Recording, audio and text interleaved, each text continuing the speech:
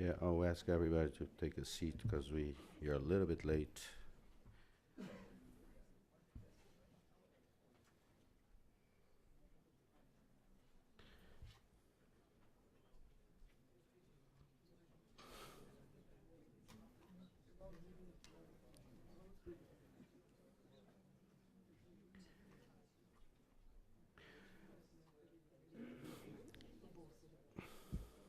Well, good afternoon. My name is Paulo Sotero. I am the director of the Brazil Institute here at the Wilson Center.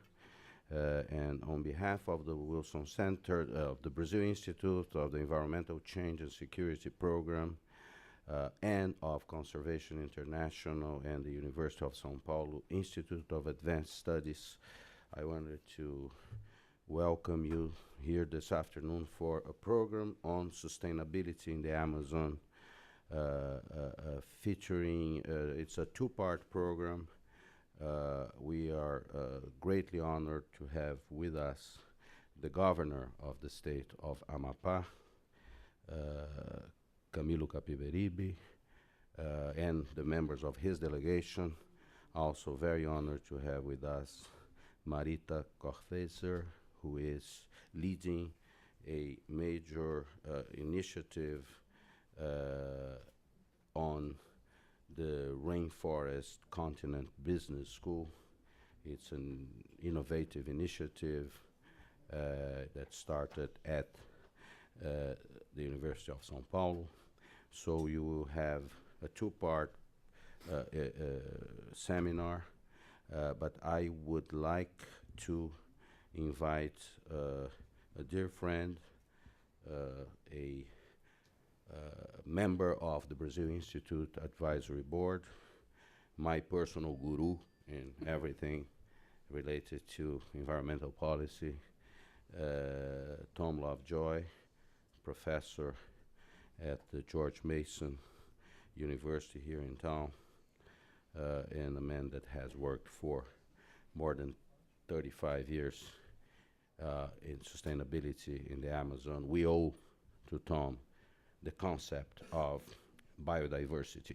So he has been a great intellectual force in this as a researcher, as a scientist, a biologist originally.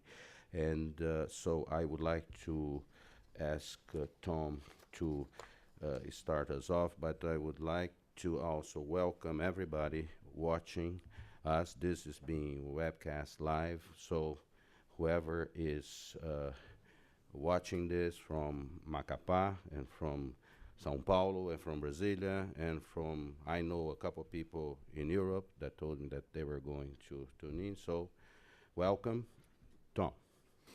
Então, obrigado, Paulo, e seja bem-vindo todos aqui no Wilson Center e fora também. So it is a special delight just to have a couple words of introduction to what I know is going to be an extraordinary program. It's going to be an extraordinary program because I spent the morning in the discussions around the concept of the Rainforest Business School, which Marita will be talking to you about, an idea that has been around for some time, but clearly its time has come. And to pair that with Governor Capiberibe and the vision of his government for the state of Amapá gives you a synergistic program to a degree that one rarely gets.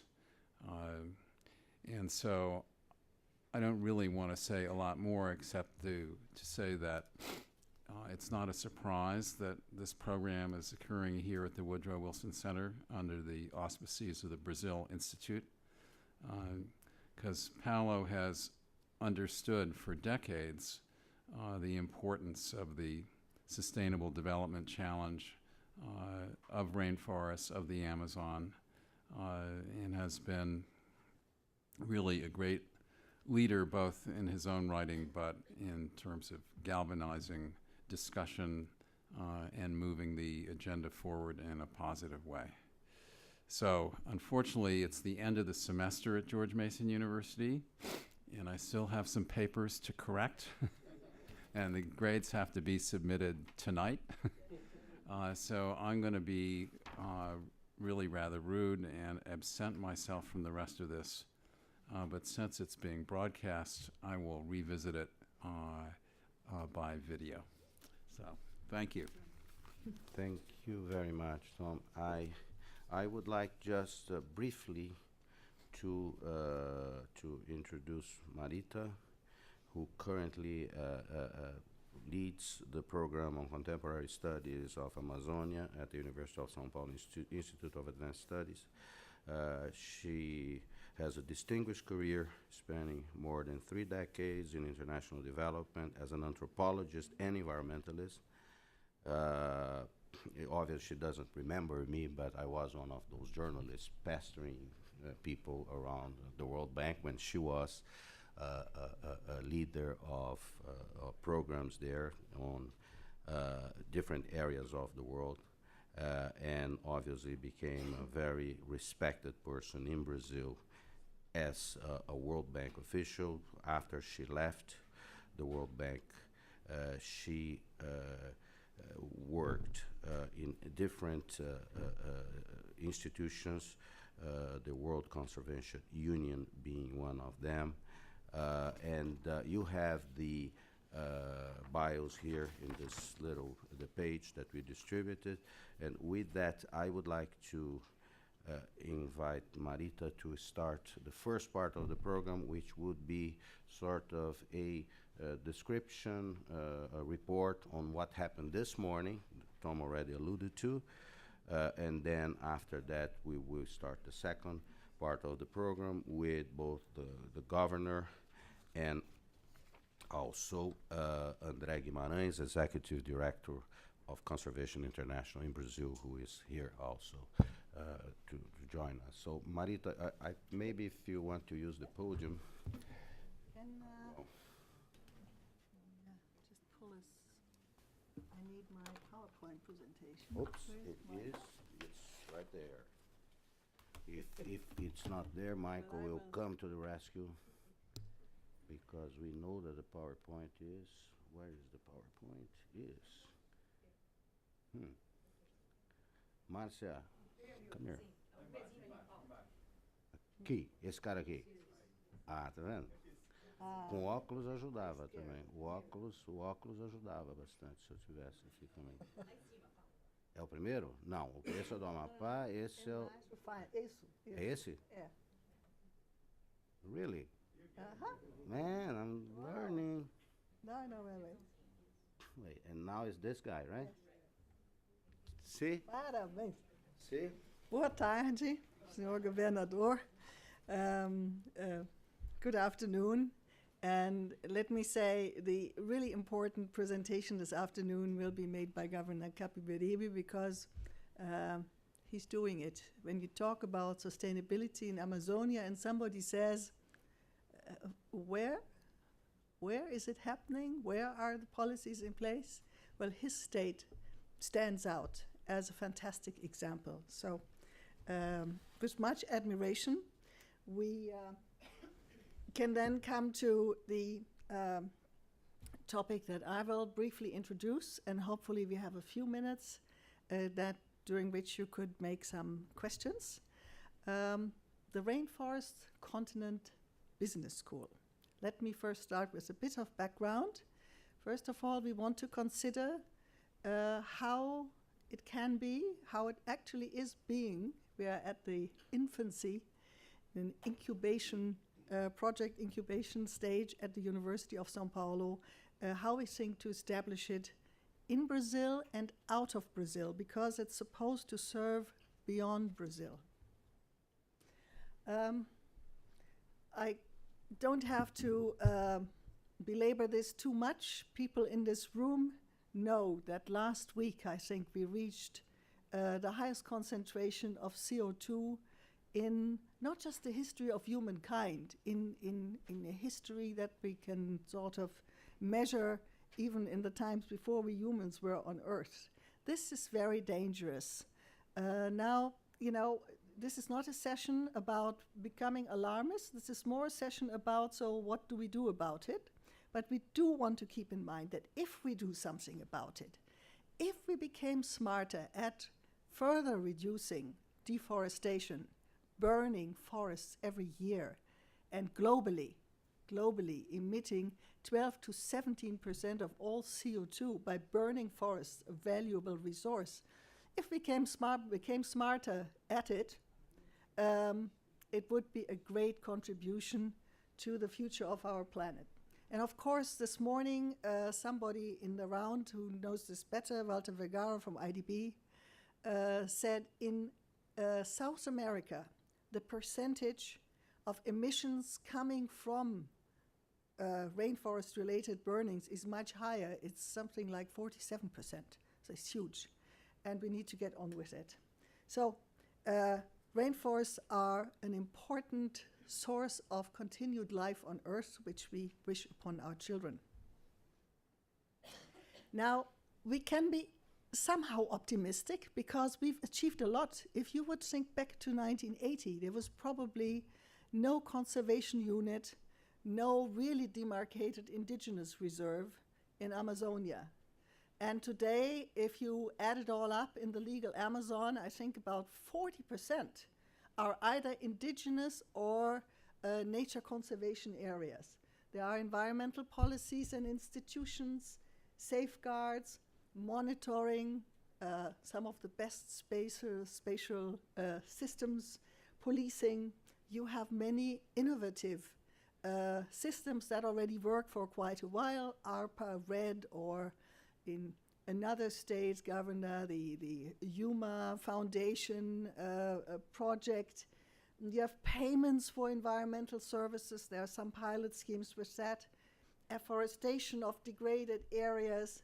And of course, there is already what we talk about here today, rainforest-based business, not just timber extraction, but non-timber extraction, and improving the livelihoods up to a point of local communities.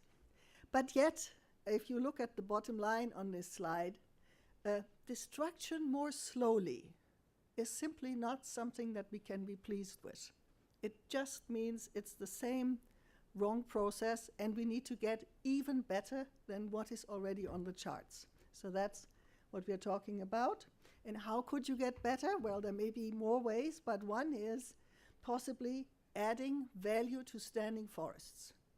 If the standing forest and the benefit you can derive from it, let me emphasize this, sustainably, not just any benefit. This is not mining. This is sustainable forest-based economy we are talking about. This would be fantastic. And how could you do it? Of course, we need a completely different level of knowledge and science to go into this, because there are so many plants, so many systems, so many products that could be detected and developed.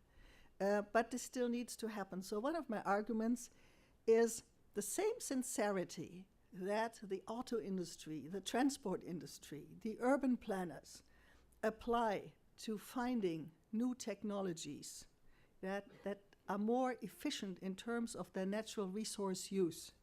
That same sincerity and the money that goes with it should now apply also to rainforest knowledge-based, science-based development. And if you succeeded at this, then of course the hope would be that we turn standing forest in a basic way more competitive, economically competitive, with alternative schemes that people already know how to make money on soybeans or cattle, etc. So I think I put this into an image which says this: the forest must become as profitable as the deforested, large-scale, very efficient agriculture. This is the challenge. Not more profitable, but as profitable. Because if it is as profitable, you may think twice whether you want to tear down one more forest that could in perpetuity provide environmental services and economic income, whether you really wish to exchange that for soybeans, because the market on earth, both the Europeans and the Chinese, like to eat a lot of pork and they feed their chickens, demands this. So I think what we have to achieve is that this becomes as profitable as that. And that. In Brazil, actually, head of the cattle breeder association said at a meeting last year at the Rio Plus 20, there are 210 million heads of cattle in Brazil. So obviously, this is a lot of pressure and this is a large economy. Now, as we looked more into this at the University of São Paulo, we said specialized human resources are key to this. Otherwise, you can't do it. But it's not just human resources. It's the simultaneous professionalization in different sectors of the economy. If you just have more business, but you don't have more applied science and more governance, you will not meet the target. So we need to bring up an entirely new additional generation of smart people who work on research, who work on governance and on business. And together they could effect this science-based economic development. So in some ways, just to explain the name, the provisional name of the business school, we need explorers of the rainforest continent. If you look at it in an aggregate global way, the world's metaphoric rainforest continent, Brazil, the Amazon, Latin America is about 1/3, add to this the Congo Basin, and add to this Indonesia, Southeast Asia. I had somebody add up the numbers, and it's roughly 3 Europes, counting all 27 European Union countries. So if you have on your world map, if you could move these forests together, you would have a huge continent that is under-researched and economically undeveloped and or not smartly developed. Now, to do something of such continental scale ultimately, and within a time frame, because forests are suffering every year we count, of course, you don't need just one business school and it would make a huge change. You need a system. But the way we are thinking about setting up this business training, getting smart idea, is already bearing this in mind, so that out of a school, eventually, a system would be able to grow. So now let's, in the next part, quickly talk about contributions the proposed Rainforest Continent Business School could make and our early concepts for establishment. I will flip relatively quickly through some of the more detailed charts because they may not be of interest in all detail to you. Now, the Rainforest Business School will enable professionals to sustainably derive and increase economic gain from standing tropical rainforests. Sustainably derive and increase. And the role is to train academics, executives, entrepreneurs, to promote applied research, to implement, this is important, new financial instruments and business models, because the whole market in a way needs to be improved and constructed. And this business school is not in itself going to make all the difference. It will make a difference, and it will also support existing conservation and rainforest management programs that you all already have underway. In addition to teaching, just having such a place that really focuses on the rainforest issue The school would also be expected to contribute to applied research, systematize. This is an important one. The business community themselves say case study learning. There have been and there are many businesses in Amazonia, but maybe they could become better connected to the market. They could have better business plans. The value chains could be more perfect. So from case studies, you don't have to adopt the Harvard model, but some such model, a lot could be learned and quickly.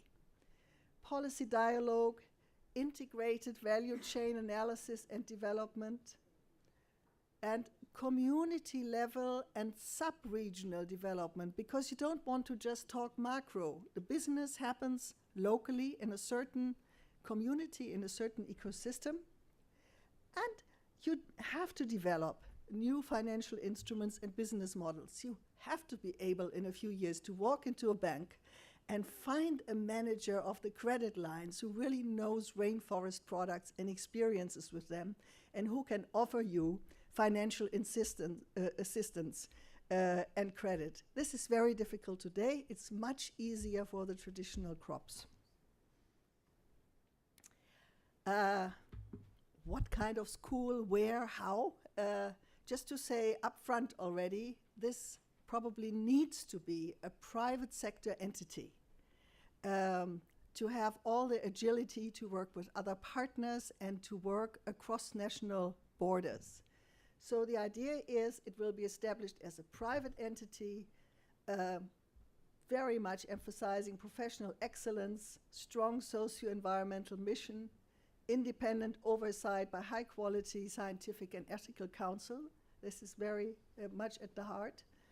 And it will be structured as a collaborative academic partnership, meaning there are so many universities in Brazil and in other countries, including this country, and they have courses which could go into teaching environmental law, which could go into teaching about certain crops or sub-areas. So let's pull together what is already available. This is not about establishing something competitive, but rather in the midst of academic institutions, create something new in the middle that is co-owned and managed by the most interested institutions in case.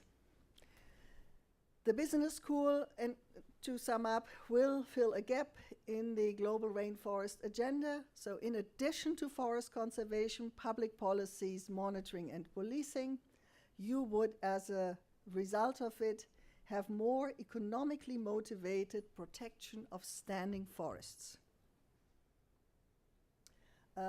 Here I gave a short history of how we got there to even have this proposal in front of you. We started in 2011 with very good workshops bringing business community, government, and academia together on how can you add value to standing forests. And we all had great ideas about it. And one day we said, yeah, but we don't have the people. So second half of last year, we prepared a proposal, and now it's an official project at the Institute of Advanced Studies in São Paulo. And we got a long road of work ahead of us. Ahead of us in a two-pronged way. One is the academic development to really pull together curriculum and maybe already some executive development training modules very quickly, and an operational institutional development to get a group of friends of this project, supporters, and a fundraising for instituting the business school. The structure then is to have the business school training MBAs, training executives, and also local entrepreneurs, having a strong link into applied science, and having a link on the right-hand side also into, ideally, a fund, a sizable fund, which some banks could put together, which would stand ready to pick up the very best new business ideas that some of the students of the business school might come out with. These models exist. for instance, in Potsdam, there is a social entrepreneurship institute. They do it that way, and this is how you accelerate innovation, not just the school, but in a sense, as you leave school, you might also get some additional mentoring.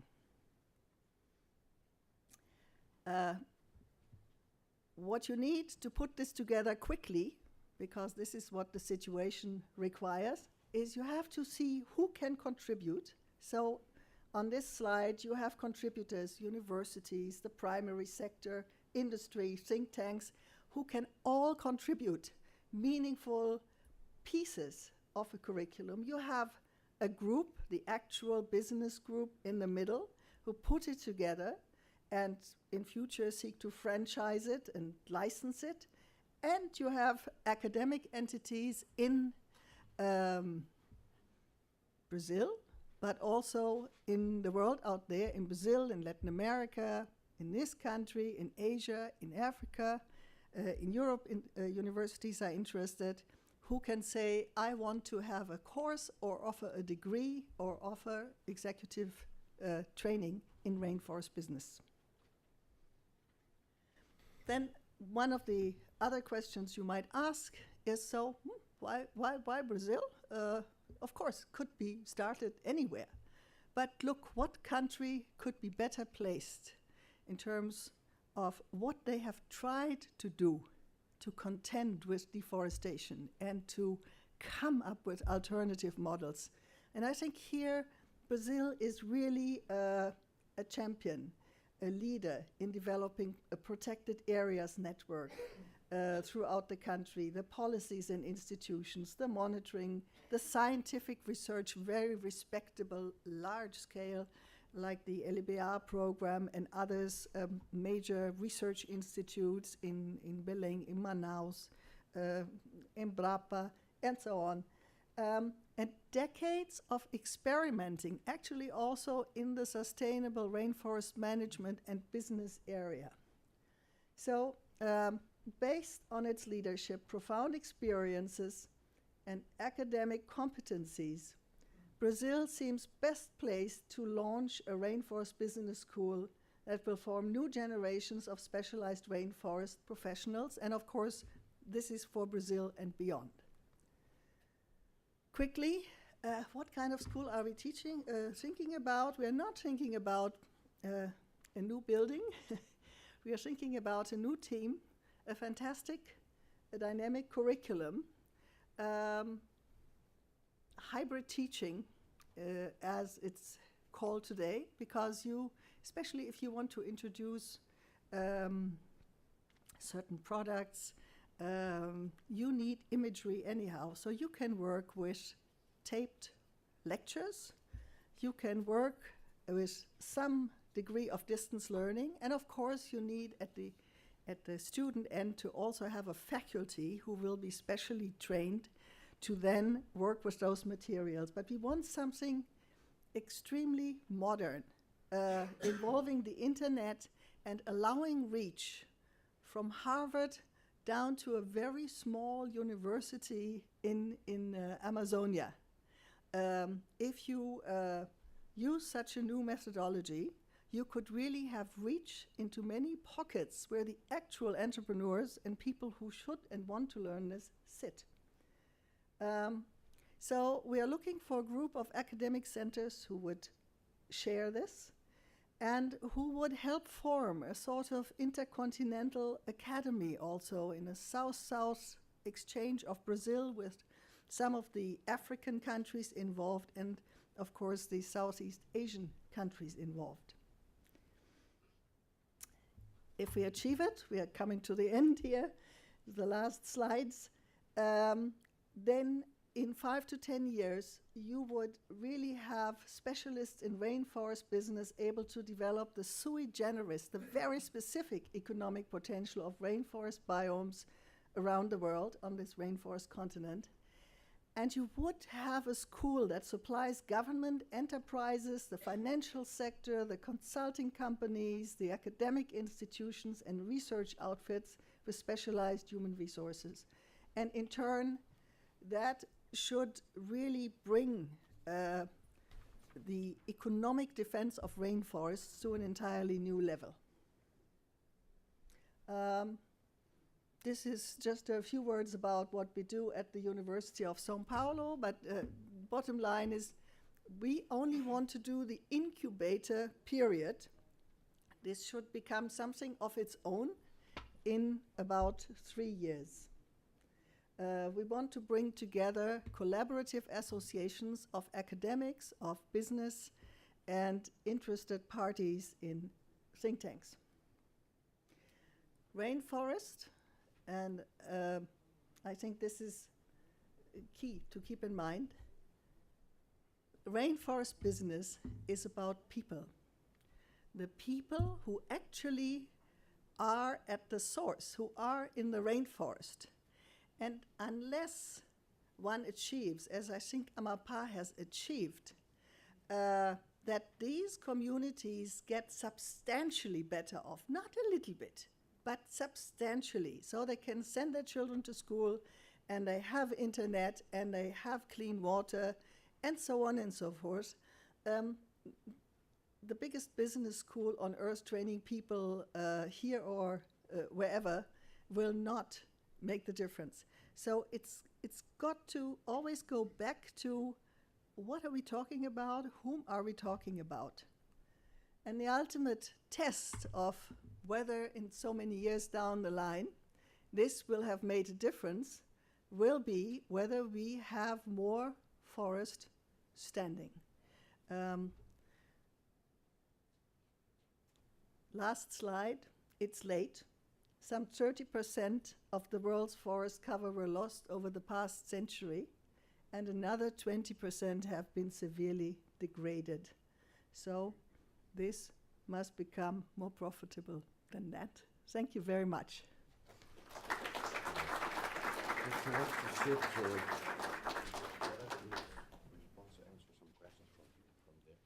Whichever, I can just stay here to see if there's a...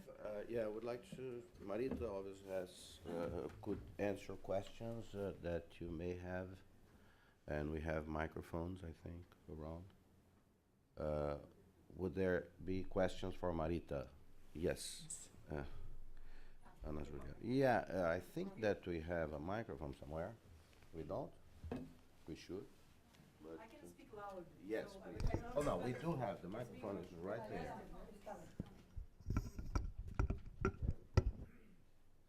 Thank you. Hey, if you could identify yourself, so Marita. Yeah. It's okay? Yeah, go ahead. It's off. Vai na mesa. É.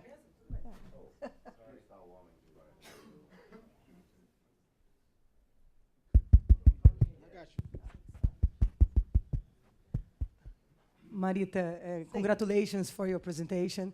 It's very interesting. My name is Ana Euler. I am the Executive Director of the Forest State Institute of Amapá, State Forest Institute of Amapá. And we have this big deal in Amapá also. We have there a state university that was created recently, like 5 years ago, that has several courses, among them forest engineering and environmental engineering. But in the end of the day, I think that this vision of forest as a business, or business being part of our tool to conserve forests, something that's important to be associated to the basic curriculum of the universities and the technical school as well.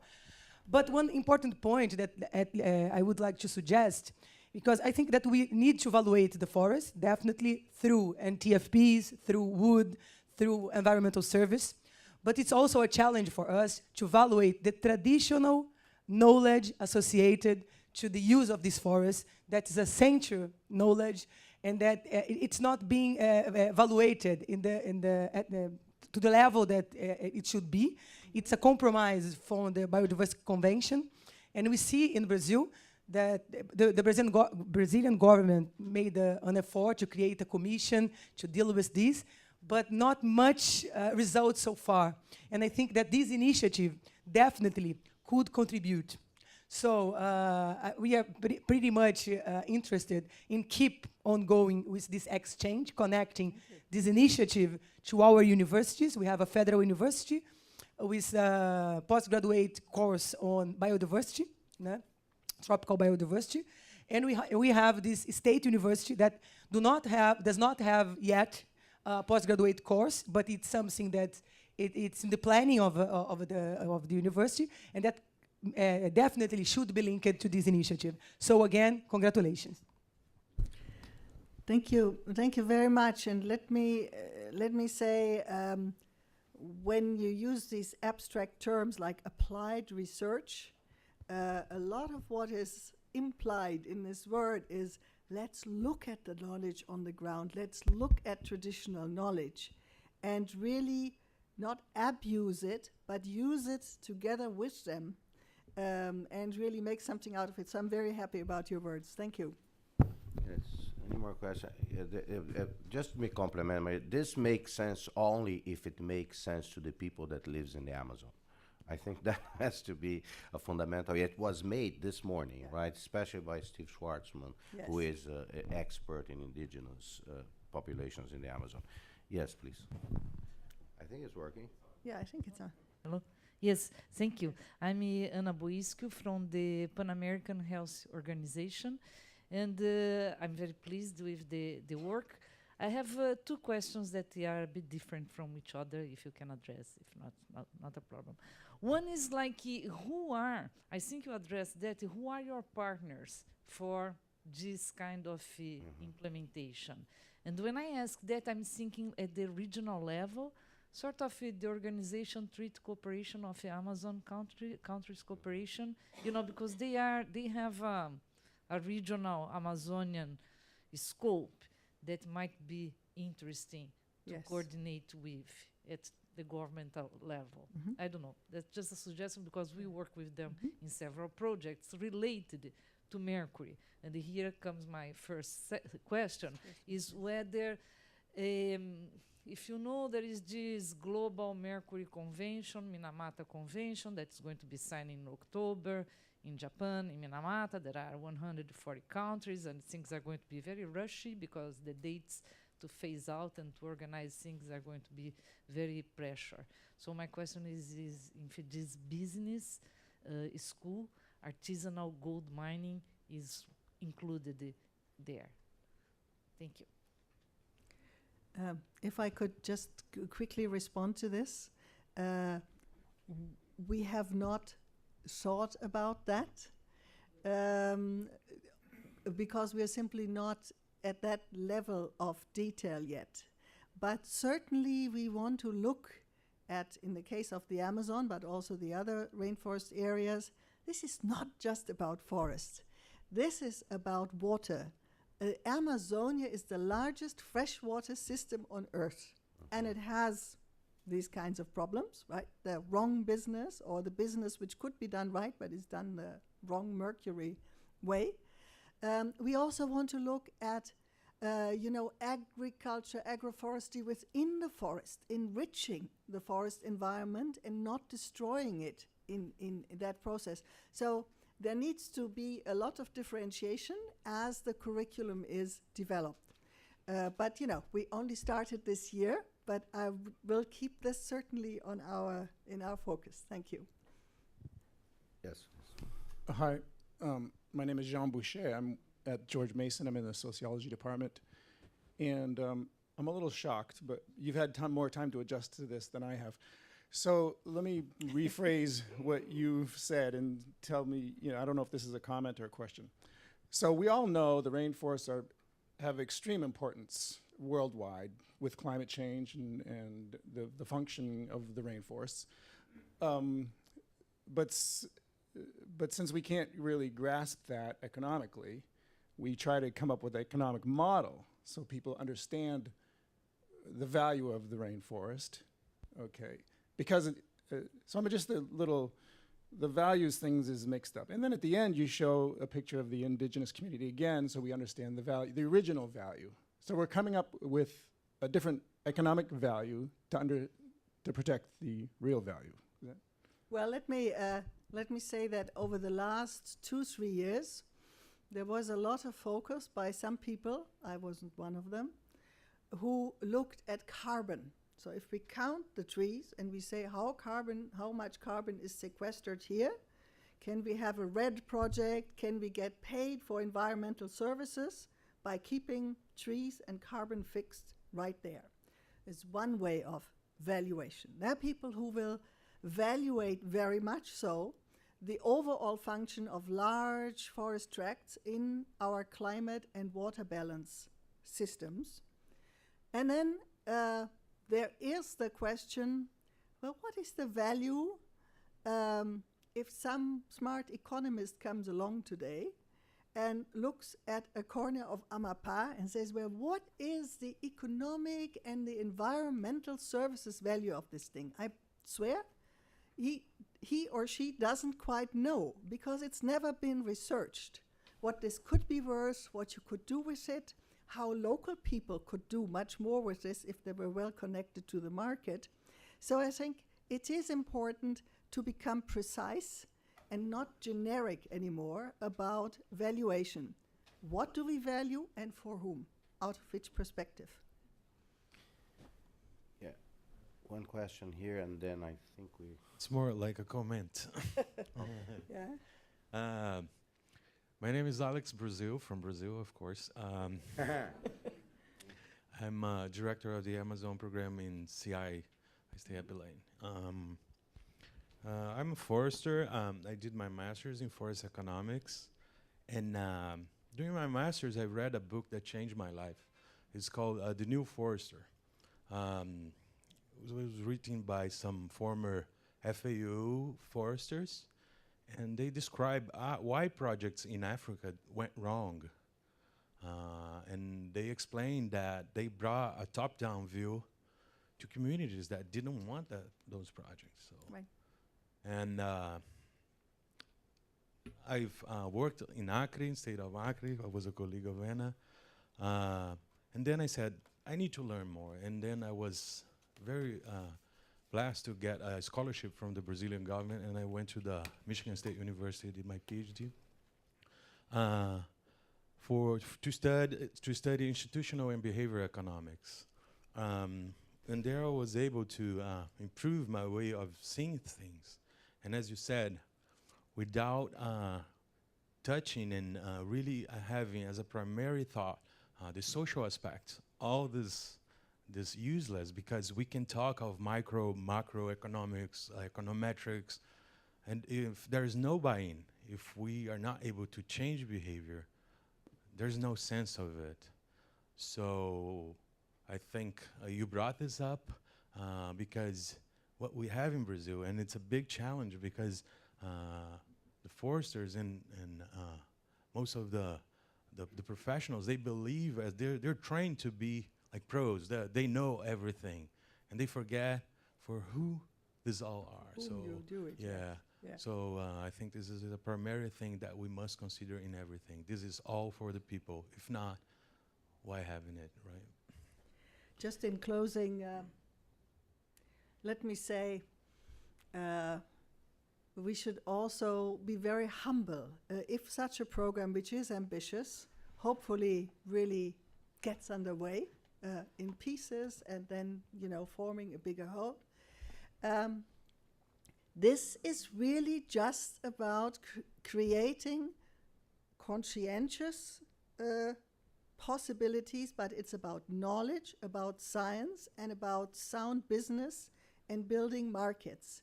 Now, how are people going to use that knowledge if they've gone through these schools? This will very much depend on the spirit, the schools and the students, and also government regulation brings to this. But to have that better knowledge, that science-based and knowledge-based forest protection, I think can only help. Thank you very much.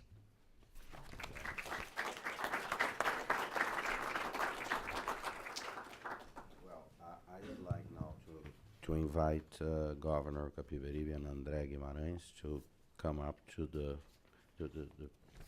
stage here, because we can continue to to that with the session. Michael, why don't you place those? And I will, please. And, well, let me just introduce you briefly. Governor Capiberibe, as you may have read in the little bio note here, he was actually born in Chile. He is born in Chile. His family lived there at the time. His father was politically persecuted for his opposition to the military dictatorship. Actually, you may not know this, but Chile is the country, probably in the region, the dearest to our hearts in Brazil, because it was the Chile that, starting in 1964, was home to lots of Brazilians. Actually, it was the first country visited by President Fernando Henrique Cardoso after his inauguration in 1995. So I think it's a very important detail of your life, but I think it says something about Brazil. And the governor is a lawyer from the very important Pontifical Catholic University of the city of Campinas, where my wife also graduated from. And By the way, he obviously is in a family of politicians in the state of Amapá. His father, João Capiberibe, was a governor of the state, is currently a senator representing Amapá in Brasilia. His mother also, Janete Capiberibe, politician, was a congresswoman representing the state of Amapá for 4 years. And I'm very glad that, and very honored to have you, Governor, here. You are not the first governor from the Amazon to come here to talk. I think Binho Marques beat you from Acre. He was here with us. And we have, over the years, had other major environmentalists from Brazil, like Senator Marina Silva, and the Minister of the Environment in Brazil, Isabella Teixeira, was here with us not long ago. We have with us also André Guimarães, Executive Director of Conservation International in Brazil.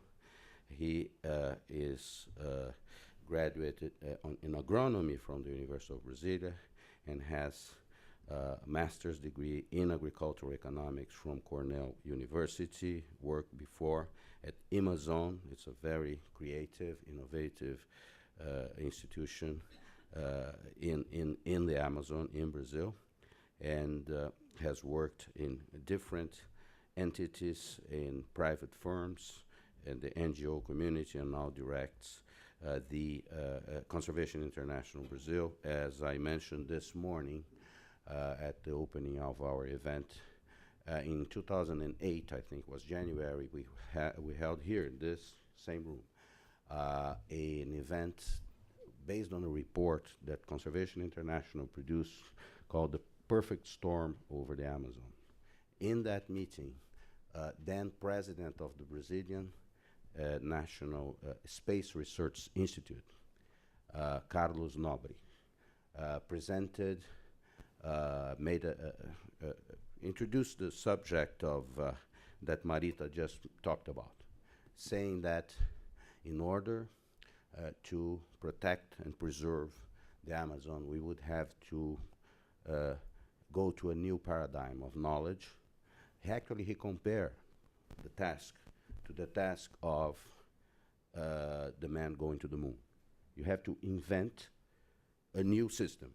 You have to, this is what Americans did in the 60s. You invented NASA, and from NASA you have a lot of products that you probably are using today come from that program. And it's quite, this is the scale. And what Carlos Nobre said here is that we needed to create, at that time his idea was to create 5 ITAs, Institutos de Tecnologia da Amazônia.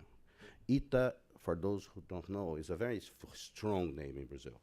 ITA is the best school of engineering we have, the Institute of Technology of Aeronautics.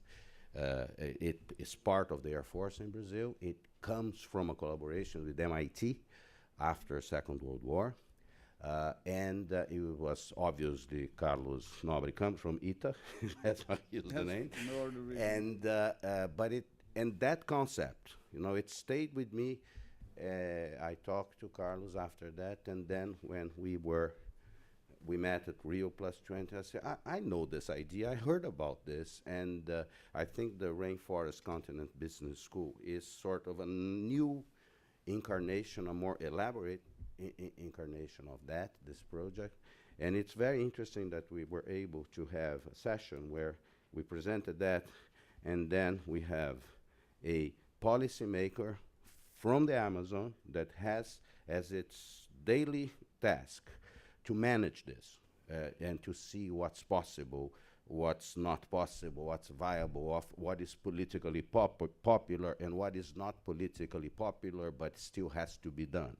So I'm very glad that we can host you here, Governor, and that we can now listen to your presentation. I don't know in what order, André, do you want to do this? We should have the governor goes first? Okay. The floor is yours.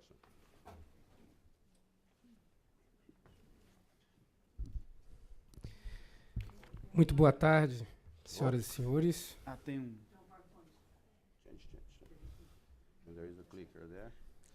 No. Quero agradecer o convite, Paulo Sotero, para estar aqui nessa tarde, podendo apresentar as políticas de desenvolvimento sustentável e políticas ambientais que o Estado do Amapá está desenvolvendo, que vem desenvolvendo aqui nos últimos 2 anos e 4 meses, e que nós vamos apresentar nesse momento.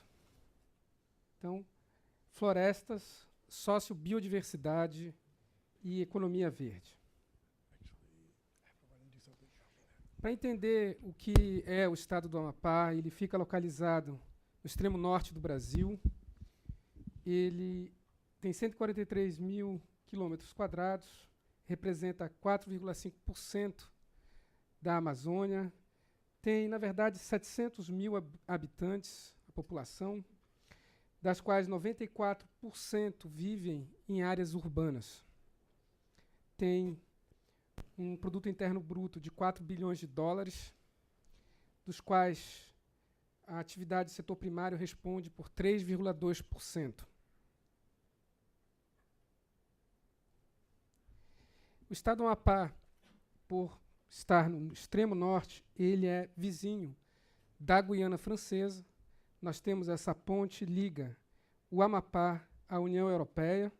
Pode parecer estranho, colocado dessa maneira, mas é exatamente isso que acontece. De um lado está o Brasil, o Estado do Amapá, e de outro está a Guiana Francesa, a França e assim a União Europeia, bem do lado. E também temos vizinho Suriname, o país Suriname, a República das Guianas e toda essa área que representa o escudo das Guianas, vai até aqui Roraima e um pedaço da Venezuela. Então, o Amapá ele está exatamente no extremo norte, conectado, muito próximo da América do Norte, muito próximo da Europa e pelo Canal do Panamá, também muito próximo da Ásia.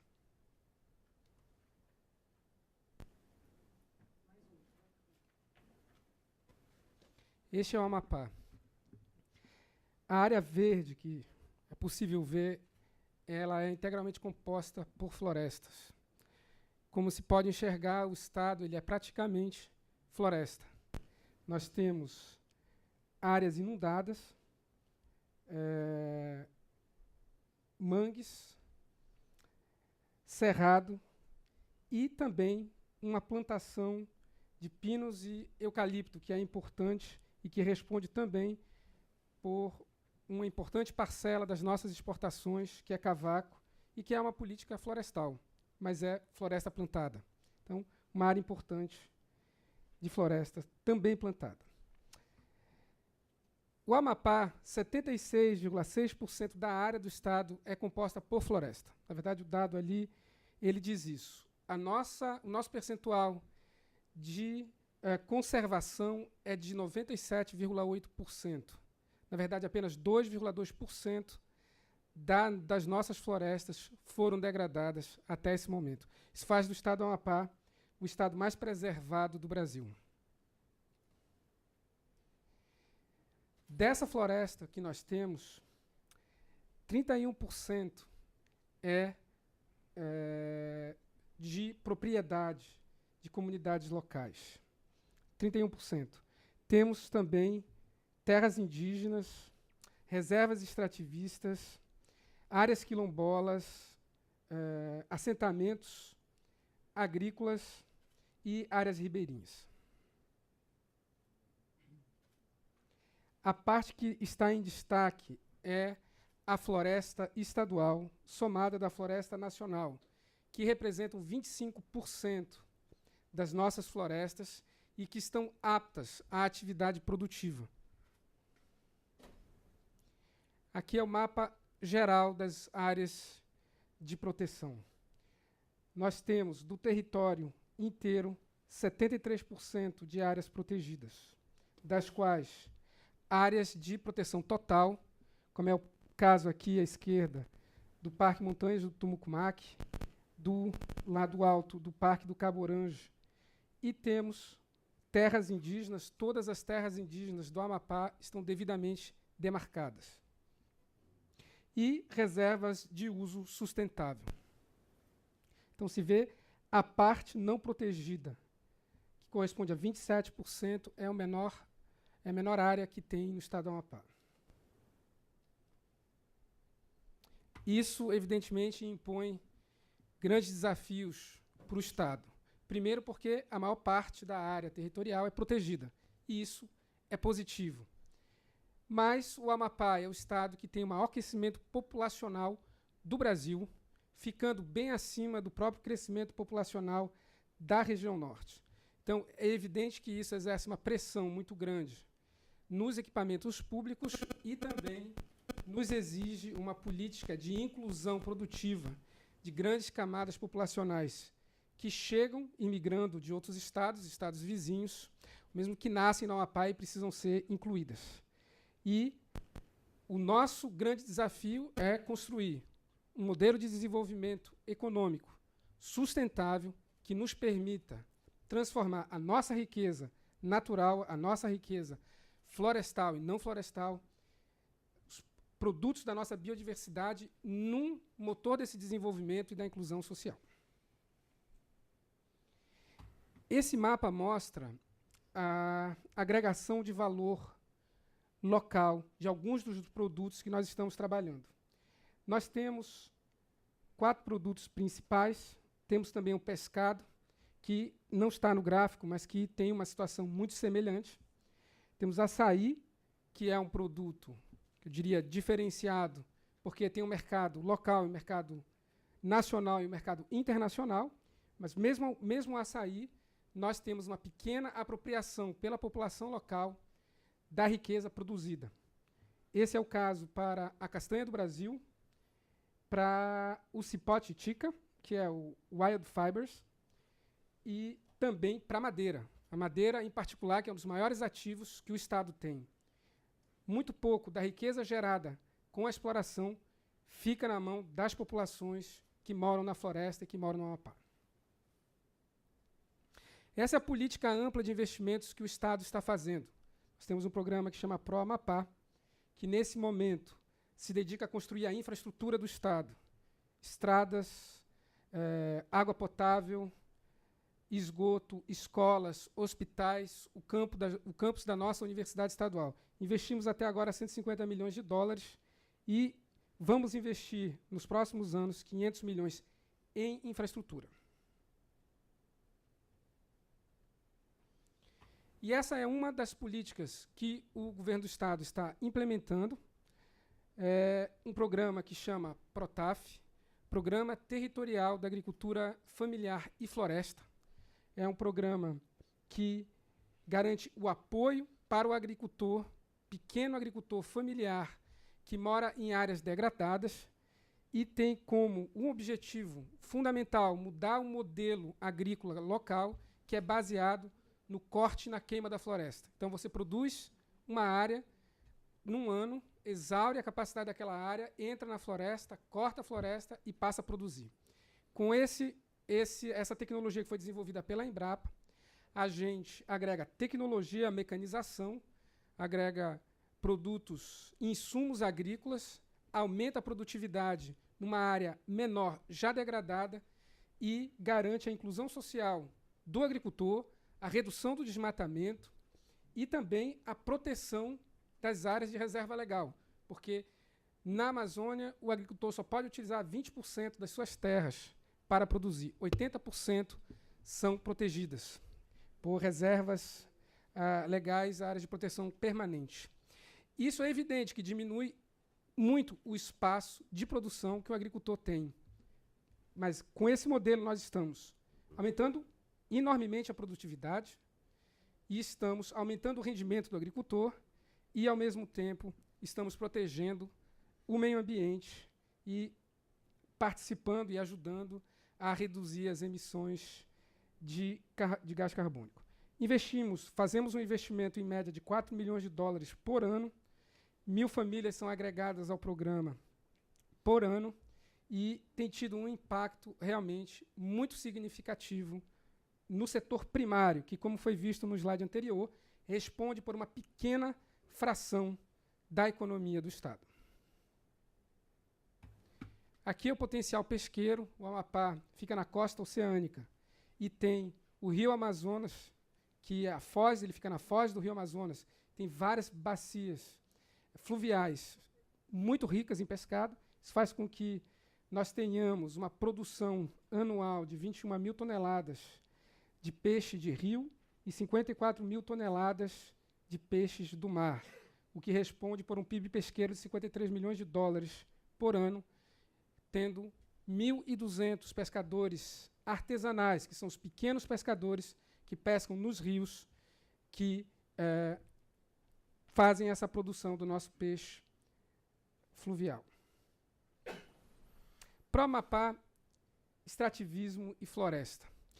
Esse é um programa que nós desenhamos ele nos últimos 2 anos e 4 meses. Eu tenho feito uma distinção entre o programa da agricultura, que tinha uma tecnologia já desenvolvida, e o programa do extrativismo, que nós tivemos que desenvolver essa política, desenhar uma política e poder lançar. Então, essa é uma política desenhada para 4 produtos da biodiversidade: o açaí, a castanha do Brasil, o cipó titica e a madeira. Então, nós vamos investir para atender 1.200 famílias que fazem a coleta do açaí, produzem açaí. Nós vamos investir 700 mil dólares a partir desse ano e nos próximos anos. Para a castanha do Brasil, para atender 500 famílias, 350 mil dólares. Para a cipó titica, que é uma fibra que são feitos os móveis de vime e que nunca na história do nosso Estado houve licenciamento. Nós licenciamos, fizemos o primeiro passo, licenciar para permitir a exploração legal, e agora vamos financiar a extração do cipó titica, que ele tem um valor agregado muito grande e que não podia ser feito em função da falta de licenciamento. Então, vamos investir 100 mil dólares nesse e nos próximos anos. Nós acreditamos que a exploração, que o desenvolvimento sustentável, ele garante a conservação, e o manejo florestal, ele gera serviços ambientais. Agora, nesse primeiro semestre, nós estamos encaminhando para a Assembleia Legislativa a Lei Estadual de Concessões Florestais, que vai nos permitir utilizar a floresta estadual, que representa 2.300.000 hectares das nossas florestas, para a exploração sustentável dos nossos recursos madeireiros. A nossa ideia é conceder 150 mil hectares este ano e, a partir do próximo ano também. Isso vai nos gerar 100 mil metros cúbicos de madeira e um recurso, a riqueza gerada só no setor madeireiro, esperada, é de 15 milhões de dólares por ano, dos quais 2,5 milhões serão pagos ao Estado como fruto da concessão. Quem ganha a concessão paga a utilização e o manejo de 150 mil hectares, e o Estado pode, com esse recurso, investir no fortalecimento da política de concessões e também em outros setores do nosso desenvolvimento econômico sustentável. Nós estamos buscando construir um modelo que nos permita chegar ao desenvolvimento com equilíbrio na utilização dos nossos recursos naturais. Nós temos uma conservação que não tem igual no Brasil, um nível de conservação único no Brasil, e isso, evidentemente, faz com que nós contribuamos, visto que o slide apresentado pela professora mostra que uma parte das emissões, uma parte importante das emissões de gás carbônico é gerado por queima de floresta. Então, isso não acontece no nosso estado. Quando a gente garante a conservação, nós garantimos também a redução das emissões, mas essa conservação ela tem um custo que é pago pelo povo do estado do Amapá, que é pago por nós lá na Amazônia. Acreditamos que essa responsabilidade precisa ser dividida para beneficiar as populações locais, que são hoje provedoras de serviços ambientais. Então, essa conta deve pertencer a nós, o governo do Estado, e já pertence, nós pagamos, às instituições financeiras, aos negócios e também aos consumidores, a todos. Todos têm uma relação e precisam da conservação, então essa conta precisa ser dividida. Esses são alguns dos nossos desafios do futuro. Para podermos avançar nessa política, precisamos avançar no processo de regularização fundiária. Esse ainda é um gargalo grande. Temos que ter uma política mais clara, em nível internacional e nível local, de pagamentos por serviços ambientais, para manejo florestal e também agricultura de baixo carbono. Essa é uma questão que tem nos preocupado no Amapá, porque toda a política que nós desenvolvemos no programa Pró-Extrativismo, que vai beneficiar 2.100 famílias, ele é baseado no reconhecimento que o trabalho dessas famílias garante a conservação da nossa floresta e que, por isso, precisa ser reconhecido e também precisa ser pago. O governo do Estado, através do programa Pró-Extrativismo, não só vai financiar o desenvolvimento das cadeias produtivas, porque isso é importante, mas também vai pagar pelo trabalho de preservação da floresta que é feito por castanheiros, açaizeiros, por pessoas que trabalham com madeira de maneira sustentável e também pelas pessoas que coletam o cipó titica. Esse é um grande desafio que nós temos no Amapá, porque, como ainda agora há pouco foi dito, os nossos recursos são escassos e mesmo que a gente esteja investindo nesses primeiros quatro anos, de 2011 até 2014, 25 milhões de dólares, 50 milhões de reais, diretamente o Estado, nós poderíamos estar investindo muito mais, incluindo no mercado de produtos da biodiversidade um contingente muito maior dos nossos povos tradicionais, povos da floresta, e nós não podemos fazer isso porque nós não temos o recurso suficiente. E, no entanto, temos um estoque de riqueza natural enorme. As políticas que existem hoje e que são praticadas de maneira voluntária, porque nós não temos um mercado de serviços ambientais regulamentado, elas são voltadas para estados que já desmataram muito, são voltadas para diminuir o ritmo do desmatamento, são voltadas para frear o desmatamento. Não são voltadas para quem não desmatou, que é o caso do estado do Amapá. Então, nós não desmatamos a floresta e, por causa disso, somos punidos com a falta de políticas de reconhecimento do serviço ambiental que foi prestado pelo estado do Amapá. Então, essa é uma questão que nos mobiliza do ponto de vista internacional, mas também do ponto de vista nacional. Nós acreditamos que, como dissemos agora há pouco, o estado do Amapá está investindo 50 milhões em programas de redução do desmatamento, em programas que garantem a inclusão das populações tradicionais. Mas nós acreditamos que essa responsabilidade precisa ser partilhada também com o Brasil. Queremos e vamos trabalhar para que os mecanismos já estabelecidos no Código Florestal e que permitem a compensação pelo desmatamento em outros biomas, em outras áreas do Estado, possa ser paga a título de serviço ambiental para as populações tradicionais.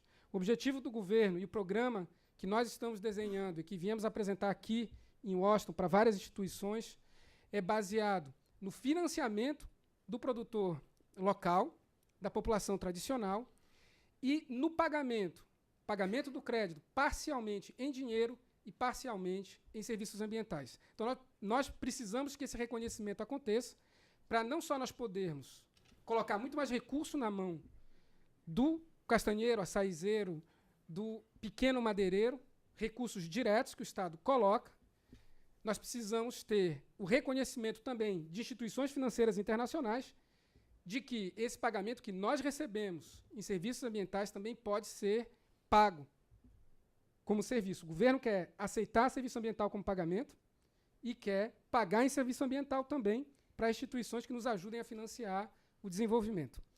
Então, esses são alguns dos nossos desafios. Fomentar a produção e a verticalização do setor primário, aumentar os investimentos em ciência e tecnologia, e aí fica evidente a necessidade de iniciativas como a que foi apresentada aqui, de dialogar diretamente, como disse agora a Ana Euler, com a nossa universidade estadual, com a rede de escolas famílias que nós temos no estado do Amapá, com as escolas técnicas que nós temos lá, para poder levar uma cultura de empreendedorismo para os produtos da floresta e, ao mesmo tempo, garantir o conhecimento necessário para transformar, eu vou lembrar o quadro que foi colocado ali, a floresta num ativo valioso, mais valioso do que a derrubada dela mesma para colocar outras culturas como o agronegócio ou o gado. Eu quero dizer para os senhores e para as senhoras aqui que eu não tenho a menor dúvida que os ativos florestais, eles são viáveis economicamente, e o açaí é uma prova contundente disso. E não só eles são viáveis economicamente, mas mesmo nós tendo uma população de apenas 6% na floresta, eu acredito que a riqueza que nós podemos gerar com a floresta pode influenciar a vida e melhorar de quem mora nas cidades. Eu não tenho a menor dúvida disso. Para se ter uma ideia, a nossa floresta estadual são 2.300.000 hectares. A estimativa da riqueza madeireira existente lá dentro é no entorno de 5 bilhões de reais, que vai dar em torno de 2,5 bilhões de dólares, em madeira, a evidentemente ser explorada de maneira sustentável, gerando empregos na indústria e gerando empregos também nos serviços ligados à madeira. Então, apenas 30%, quando eu falo esses números, 2,5 bilhões de dólares, nós estamos falando de apenas 30% da riqueza que pode ser gerada pela indústria total do manejo florestal. 30% na exploração direta da madeira, 70% em serviços ligados diretamente a essa exploração. Isso faz com que nós possamos multiplicar enormemente a riqueza apropriada pela população local. O objetivo é justamente garantir que as pessoas que moram na Amazônia, que moram no estado do Amapá, possam se apropriar da maior parte da riqueza gerada pela madeira e pelos produtos da sociobiodiversidade e gerar empregos. 700 mil pessoas querem trabalhar, 700 mil pessoas querem ter qualidade de vida e, se nós não tivermos a capacidade de produzir políticas públicas que respondam rapidamente para as necessidades dessas pessoas, a pressão em cima da nossa riqueza natural vai ser insustentável. Então, quero agradecer a presença de todos. Perdão, já tenho aqui mais. Governando com responsabilidade social e ambiental. Construindo alternativas para preservar florestas e fortalecer a vida das pessoas que vivem nelas. Esse é o nosso objetivo e eu tenho muita convicção que nós vamos atingir. Muito obrigado. Obrigado.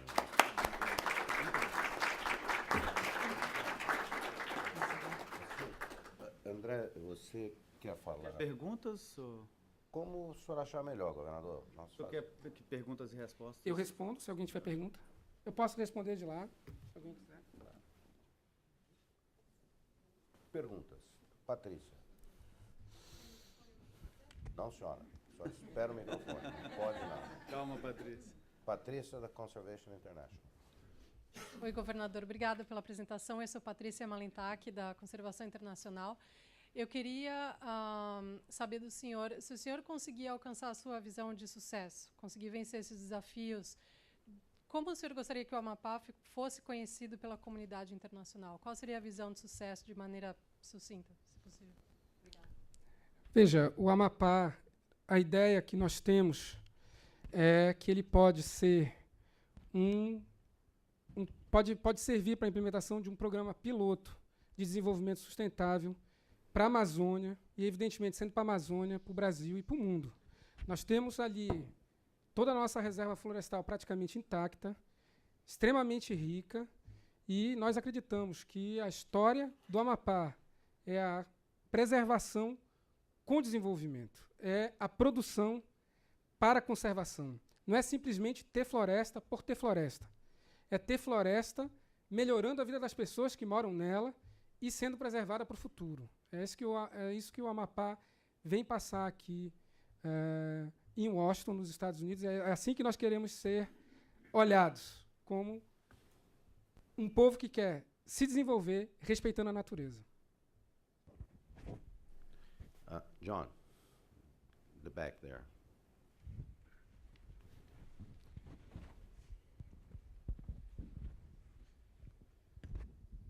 Muito bem, muito obrigado, senhor governador. Eu vou tentar falar um pouco usando o meu português antigo. Eu era diretor da USAID nos anos 90, no Brasil. Eu visitava Amapá quando o senhor era muito jovem, eu acho. Mas eu me lembro que já nos anos 90 havia reservas extravistas que existiam no Brasil. Uma das primeiras reservas estava no Brasil. Estas reservas extrativistas estão funcionando bem, o senhor acha? E devem ser aumentando ou não?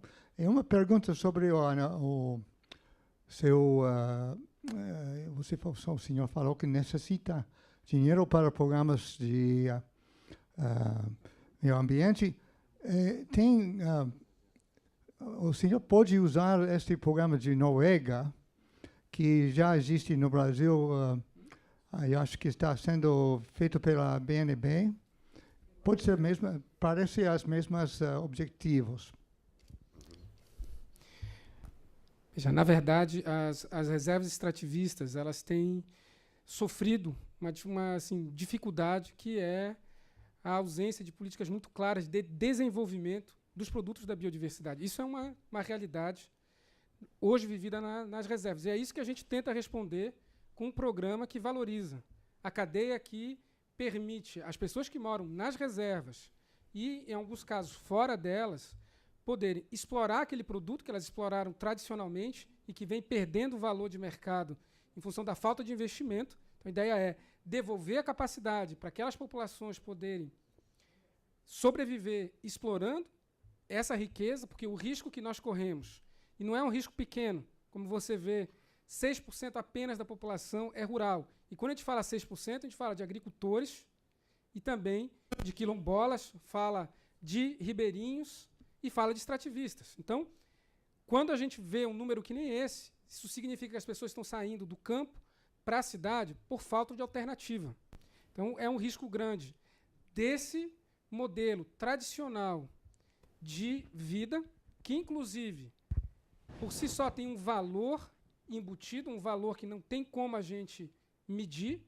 São as pessoas que moraram na floresta, que nos ajudaram, inclusive, na luta pela criação das reservas extrativistas, que hoje garantem a proteção dessas áreas, esse estilo terminar por falta de uma política que garanta o desenvolvimento e a qualidade de vida delas lá. Então, os filhos, vendo que a vida é tão difícil lá, vão dizer, eu não vou querer essa vida para mim.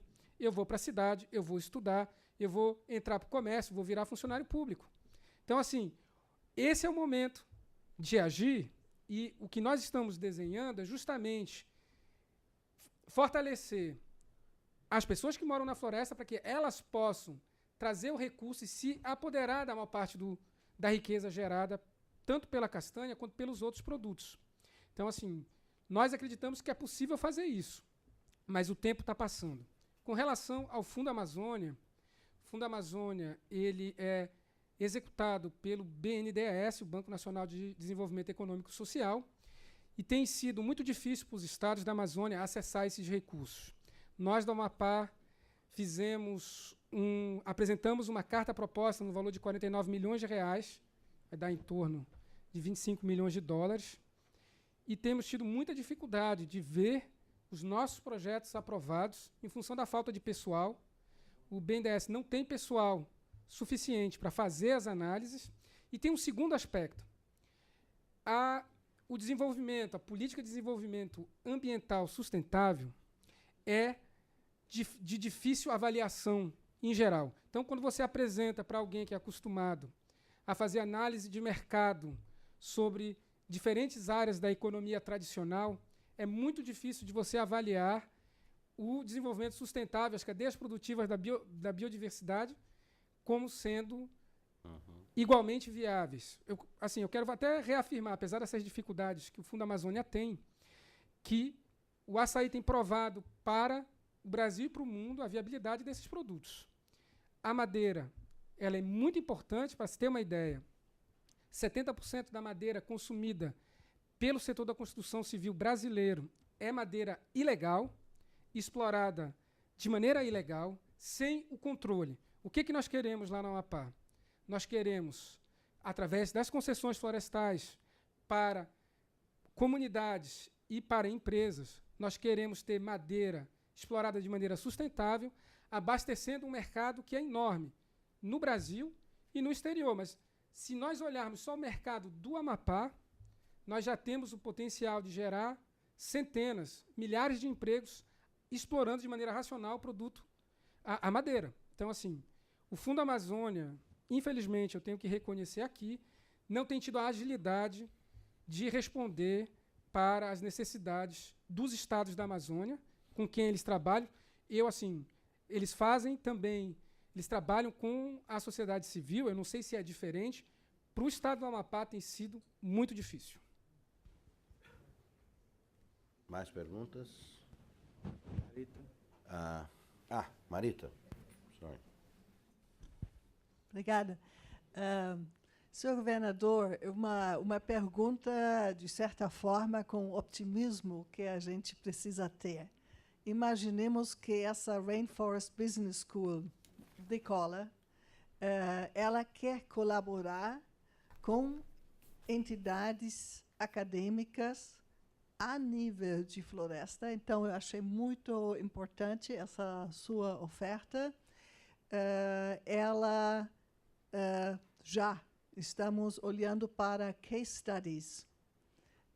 Eu acho que o seu estado oferece case studies e também se procurará lá pela frente um campus avançado para onde o estudante que não é daquela parte da Amazônia pode passar um tempo, meio ano, na universidade local para aprender com a realidade.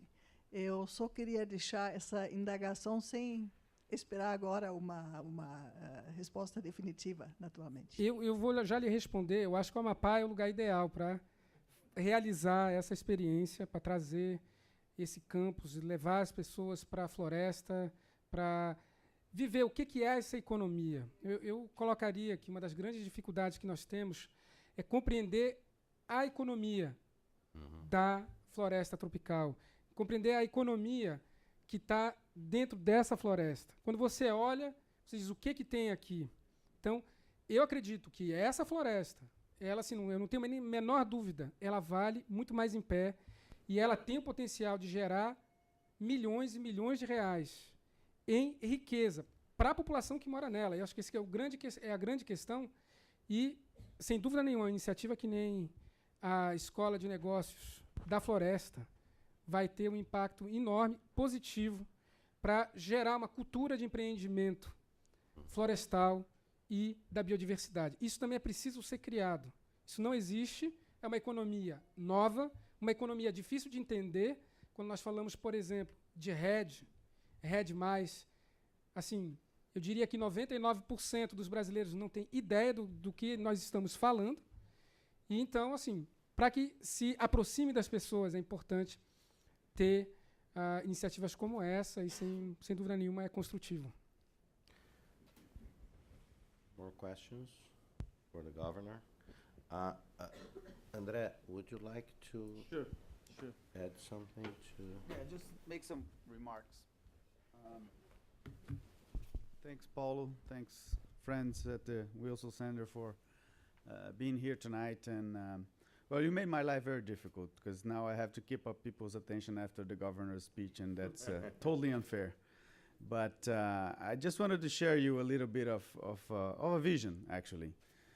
CI has been working in Amapá for the past 13, 14 years, and we helped a number of institutions in Amapá, including different governments, in creating and establishing and managing and so on several protected areas, which now lead up to these numbers that the governor shown. Basically, 3/4 of the state is protected.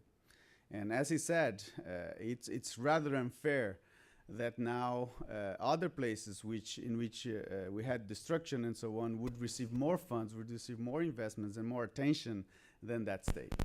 And what is interesting is that about a year ago, when I met first time Governor Capiberibe, he said, well, very nice to meet you. It was the first time we met, and he said, well, very nice to meet you. I was just assuming the leadership of CI Brazil, and said, well, thank you very much for everything you've done for my state. And he said, now what?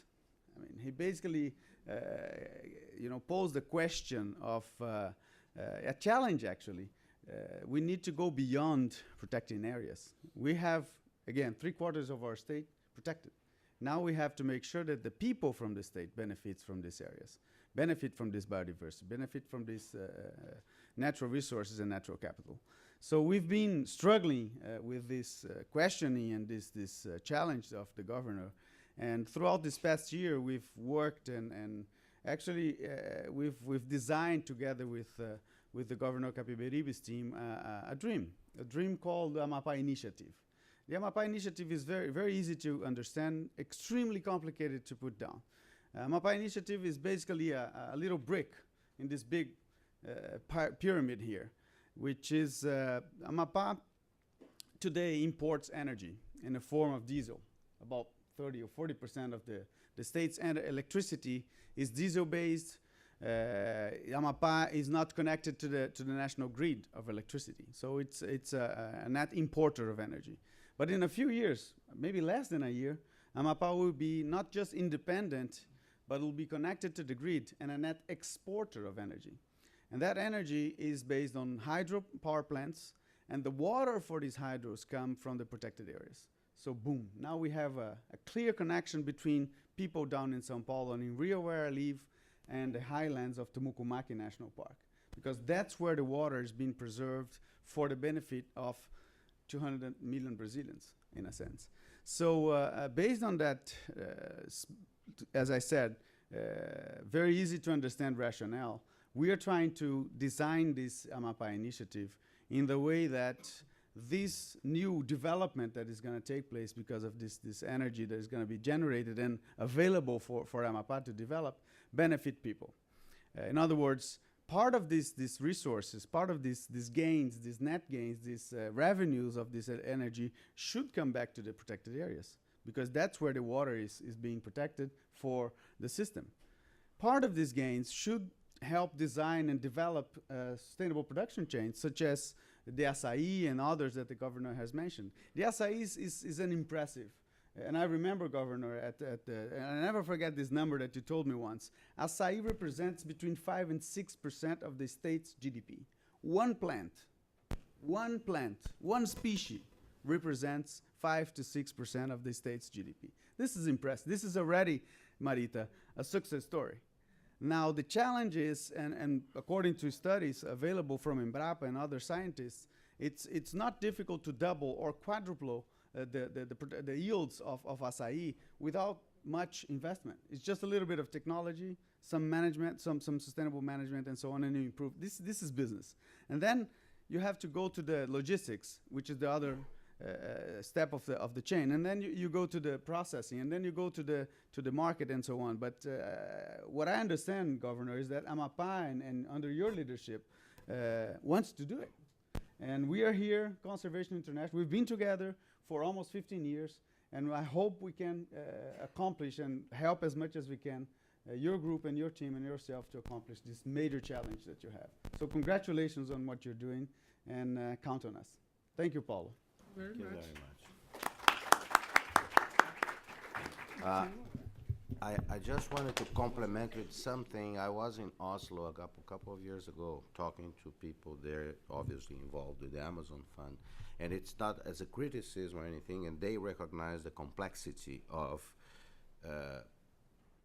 coming up with projects that are of high quality, because we don't know how to do this thing. We are kind of, and this is where the Rainforest Business School comes into play, because it's really about, I believe, reinventing the world. Is you're creating some new thing that will allow young men, young women to become experts on innovation in the Amazon, to develop processes, products, and methodology, industry services that depend on the standing forest. And I think that's, if there is, I just wanted to close with something, because I am of the generation that was told many, many years ago that democracy in Brazil was impossible, freedom of expression was impossible, and we kind of didn't believe them, and we kind of helped to change things. So when I think I see the challenges of this, they are very big, they are major. But I think that, and this is what drives us to do this, to convey, to be a place where can convene politicians, NGO community, scientists, scholars, to think about those issues, and to continue to create, continue to improve the lives of people. Thank you. Paulo, thank you very much. Very much.